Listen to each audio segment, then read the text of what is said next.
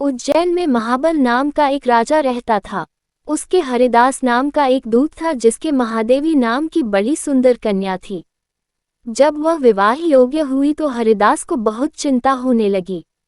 इसी बीच राजा ने उसे एक दूसरे राजा के पास भेजा। कई दिन चलकर हरिदास वहां पहुंचा।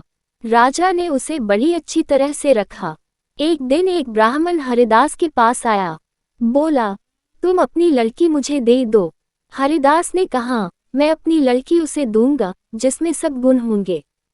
ब्राह्मण ने कहा, मेरे पास एक ऐसा रथ है जिस पर बैठकर जहां चाहो घड़ी भर में पहुंच जाओगे। हरिदास बोला, ठीक है, सवेरे उसे ले आना। अगले दिन दोनों रथ पर बैठकर उज्जैन आ पहुंचे। दैवयोग से उससे पहले हरिदास का लड़का अपनी बहन को किसी दूसरे को और हरिदास की स्त्री अपनी लड़की को किसी तीसरे को देने का वादा कर चुकी थी।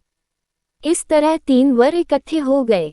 हरिदास सोचने लगा कि कन्या एक है, वह 3 है, क्या करे। इसी बीच एक राक्षस आया और कन्या को उठाकर विंध्याचल पहाड़ पर ले गया।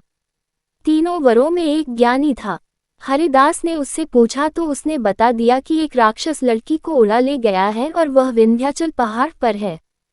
दूसरे ने कहा, मेरे रथ पर बैठकर चलो, जरा सी देरी में वहां पहुंच जाएंगे। तीसरा बोला, मैं शब्दवेदी तीर चलाना जानता हूँ, राक्षस को मार गिराऊंगा। वे सब रथ पर चढ़कर विंध्याचल पहुंचे और राक्षस को मारकर लड़की को बचा जाए।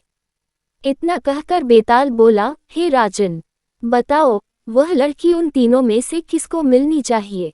राजा ने कहा, जिसने राक्षस को मारा उसको मिलनी चाहिए, क्योंकि असली वीरता तो उसी ने दिखाई। बाकी 2 ने तो मदद की।